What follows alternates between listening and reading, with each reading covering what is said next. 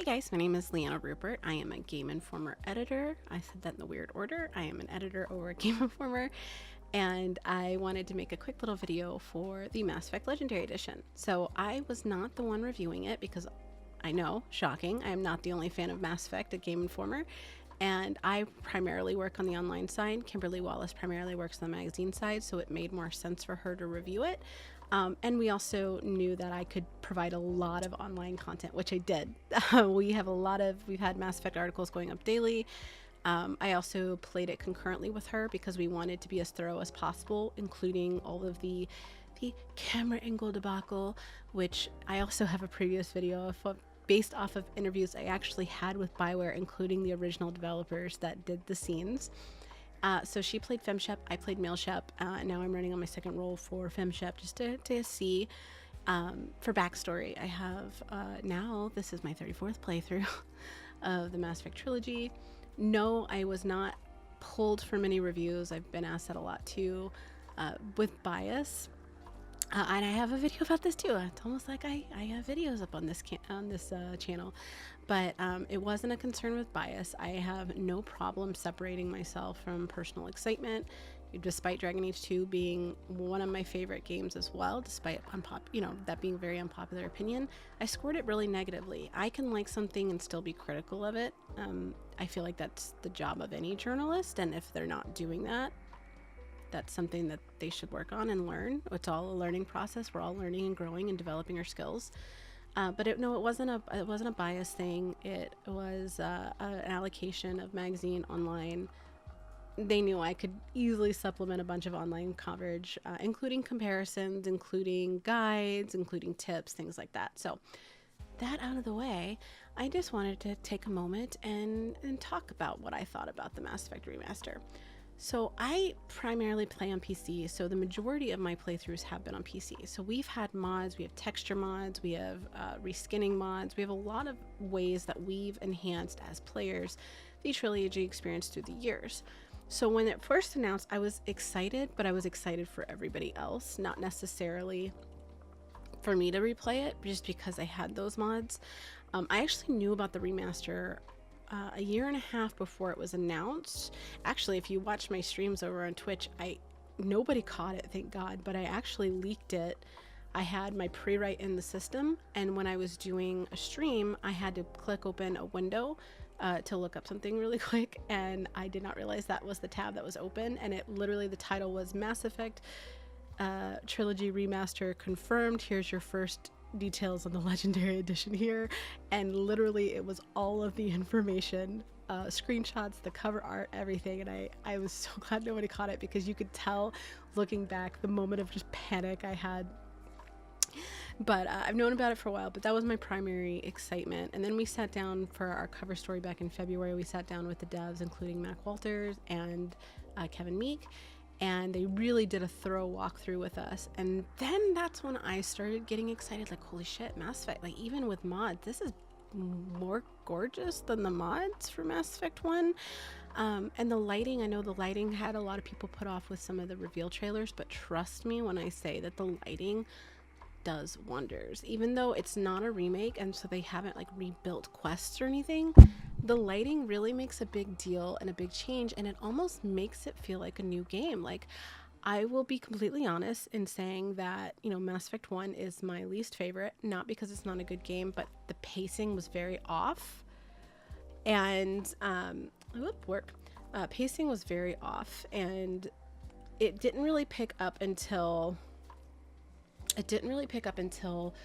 I would say about a quarter, even a little bit past that, but at least a quarter of the way through. And then when it picked up, it really picked up. But to get to that point was a little ugh.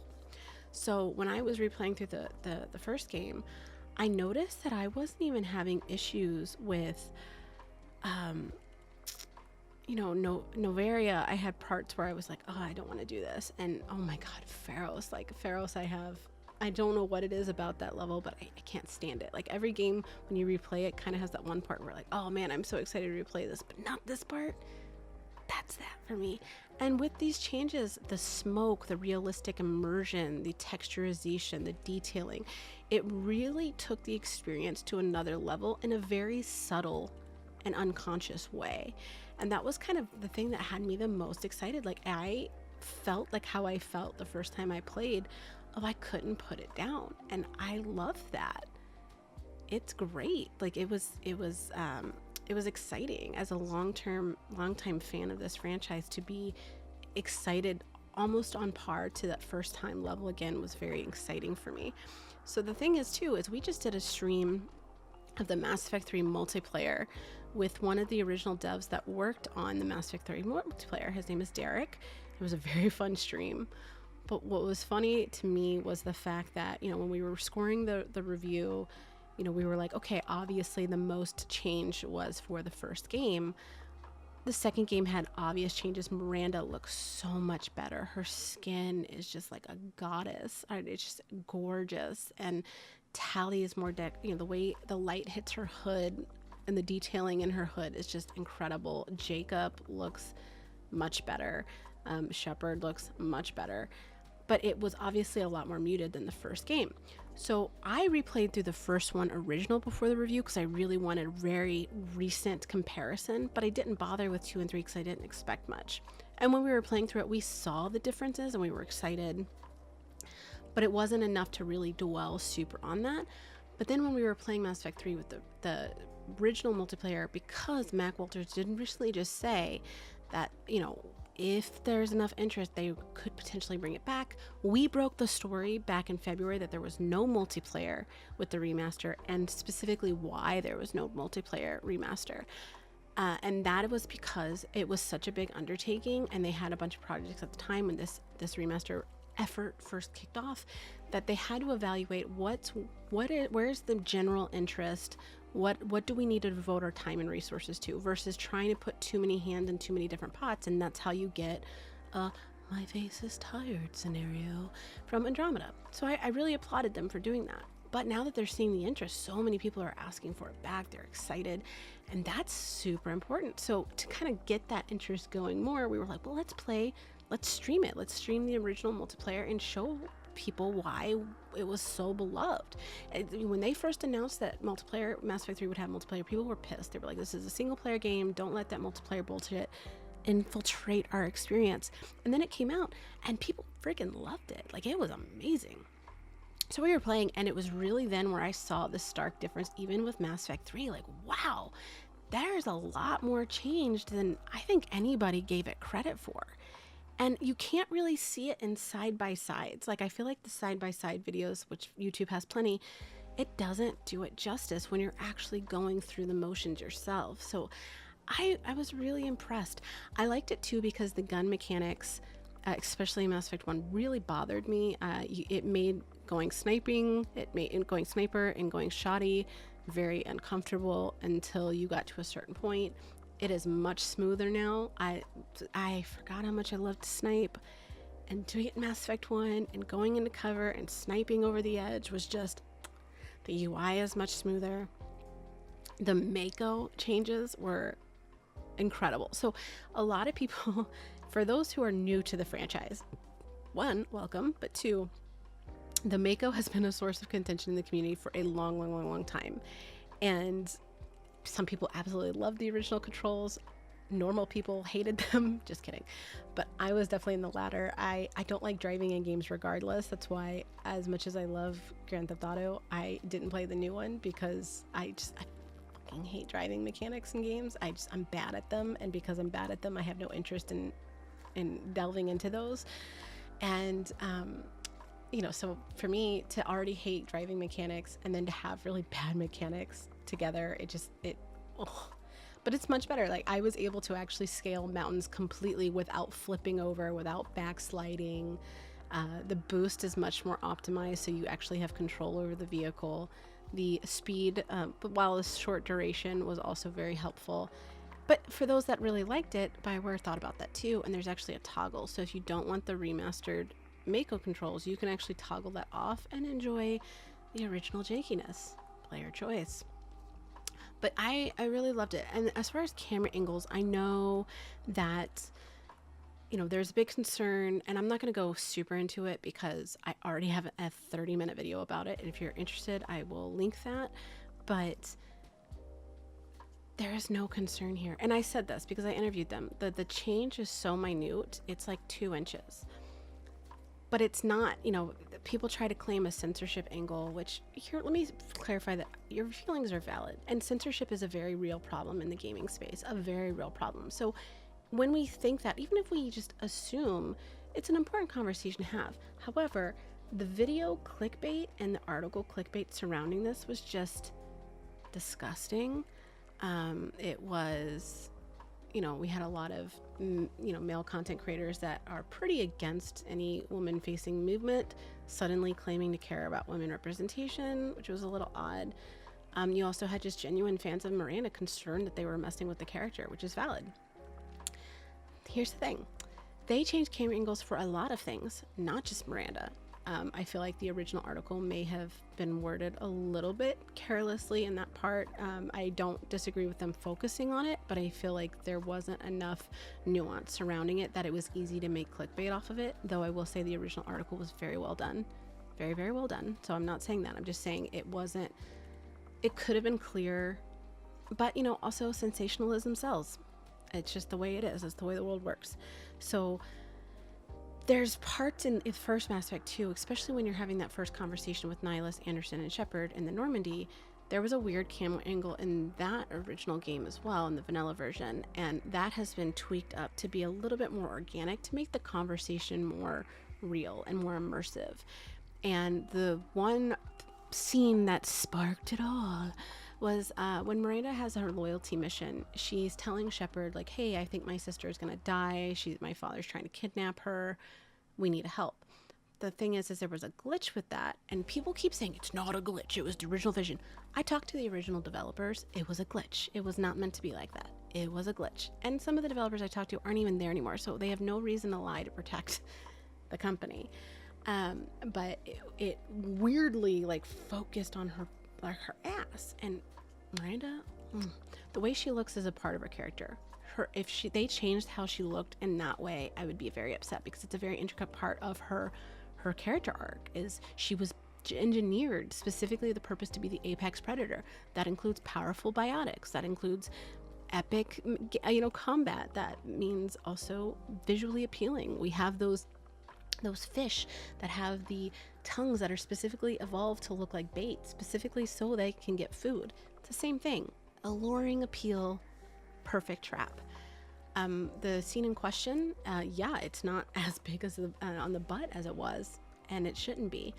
There are plenty of ass shots. I actually took a screenshot every time her ass was center screen to prove to people, like, her badonkadonk is still there, guys. Chill. But it cuts off. I'm trying to, here, you know what, we'll use Master Chief. So before it was like this, and then Shepard's in the background like, what's up, girl?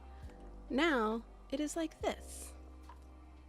So you see the top part, and that's blurry. I'm not a makeup YouTuber, so I don't know how to do the blur thing, but like, you still have the top part, but it's mostly to be more up here. And that's the same camera angle change that they made in the first one with Shepard and Nihilus. So we're not looking at Nihilus's ass or Anderson's ass or Shepard's ass. And that same camera angle change was seen with male Shepard and FemShep. And that was another reason why we wanted to play both, because we wanted to see, because one of the biggest complaints and accusations was that it was targeting just the female experience. And in my experience with it, I'm now on my second run through. No, it was to make conversation. The whole point of the remaster was to fix issues that were in the first game when it first released. And that's exactly what they did, including camera angles. The big head Shepard glitch in Mass Effect 2, gone. The armor clipping, gone. Camera angle issues, gone. You know, that's the point of the remaster. And they did it really well. There were so many times where I was just really captivated with the conversations happening, even though I've heard them a billion times, because of those small changes made you more in the moment. A big selling point for me for the Mass Effect Trilogy remaster is all the DLC. The DLC is paramount in this game. I feel like so many people missed out because it came out after launch. They didn't want to pay for more content when they've already wrapped the game. There's a billion and one reasons why people didn't play the original DLC. But for 2 and 3 specifically, it is so important. You get squad mates with it. Kasumi, Zaid. In 3, you get Javik. You get the Citadel DLC, you get the Shadow Broker DLC to find out how exactly it went down, why Liara suddenly got a lot more power. The Leviathan DLC, where you get to learn about the origin of the Reapers, and that is a creepy one. Let me tell you, that whole DLC is creepy to the bone. It's slavery, it's mind-boggling power, it's so intense, and to me it was very, very important to the story. And Javik, the only living Prothean, you get him as a squad mate, but only through DLC, and the remaster includes all of that at no additional cost. And a couple people have mentioned being really pissed that the trilogy remaster is $60. I don't get that. It's $60 for all 3 games, when all 3 games release separately at full price. So you're already getting a discount there. And then all of the DLC comes up to hundreds of dollars, and it's included. It's included, and it's not separate, so you can do anything you want at any time you want, and it's already enrolled into the whole experience. So I feel like for the newcomers that are coming in, they're getting the authentic, they're getting the fleshed out, the fully realized Mass Effect vision that is just, it's beautiful. And I'm so excited that so many newcomers are coming into the space. Welcome. This is Mass Effect is one of the most dedicated communities, even though it's been over a decade since the last one released. People are still excited. People are so much love, fan fiction, art, cosplay, mods. There's just so much love for this franchise. And so to see new people coming into that love for a new generation of gaming is just so, for me as a fan, is super exciting. And the fact that they don't have to deal with the issues that we dealt with, the bugs, the glitches, the crappy, oh god, the gun controls in the first game really just drove me up the fucking wall. And they don't have to deal with that. They get a polished experience. Kind of jelly, not gonna lie, but I'm happy for anybody that's watching it for the first time. I will say too, going back to the point about Miranda, if they did censor her, like if it was with the love scene or anything like that, then I would have been pissed, because that's censorship, and no company is above being called out for that. The censorship is, there's nothing wrong with being a woman and being sexual. There's nothing wrong with being a woman and being sexy. There's nothing wrong with a man being sexual or sexy. And you know, it's not like she was created that way mindlessly to the male gaze. It's part of her arc. She is meant to be perfection, in the same way that Vega is meant to look like the epitome of masculinity. It's the same thing. You know, he is eye candy too. Girl, you cannot tell me that shirt would not bust out in real life. I'm just saying. So I really loved it. She scored it a 9 out of 10, which is funny because we didn't tell each other the scores we were giving it, and we said it at the same time, and we literally gave it the same score. I wish they would have done a little bit more with Mass Effect 3, but let's be honest, Mass Effect 3 was already pretty stunning by that point, so there wasn't a lot to do. But Mass Effect 1, Mass Effect 2, please play this. I gave away a couple copies, and it was great. I got a work thing really quick, hold on. And it was great, and I feel like it's a great idea for people to be able to dive in for the first time. If you've already played the series and you weren't sure if it was worth the money, it is. The DLC is worth it. The changes in Mass Effect 1 alone are worth it. Mass Effect 2, worth it. It's worth it, man. It's worth it. And that's not me saying that as a fan, that's me saying that as a reviewer. I feel like, again, like I said, I scored Dragon Age 2 a 5.5 out of 10. And that was one of my favorites because of not because of the game itself, but because the character development was so impressive, and knowing the constraints that the team had, they were put through the ringer. This was before there was light on EA, and they were put through the fucking ringer. Like, they were put through hell. And under those conditions, they gave us some of the best character development in recent gaming histories, and to do that under those constraints in such a small game, pretty damn impressive. I can do a whole video about that if you guys like. I've written about it. I wrote about it. If you guys are interested, comment and I will link that to you. But critically speaking, it was not a good game. So I am capable of breaking out of my bias. That is part of the job, and if you don't know how to do that, then there's areas of improvement for your job, and that's okay too. But yes, that was my official, non-official Mass Effect Legendary Edition thoughts. I hope you guys are enjoying it. I was doing some giveaways with it earlier, but I was paying out of my pocket and I need to wait till next payday. But I am hoping to give away some more soon. So thank you guys so much for tuning in. I hope you guys enjoyed this video. I hope you're enjoying boarding the Normandy once more. And that's it for me. I should go.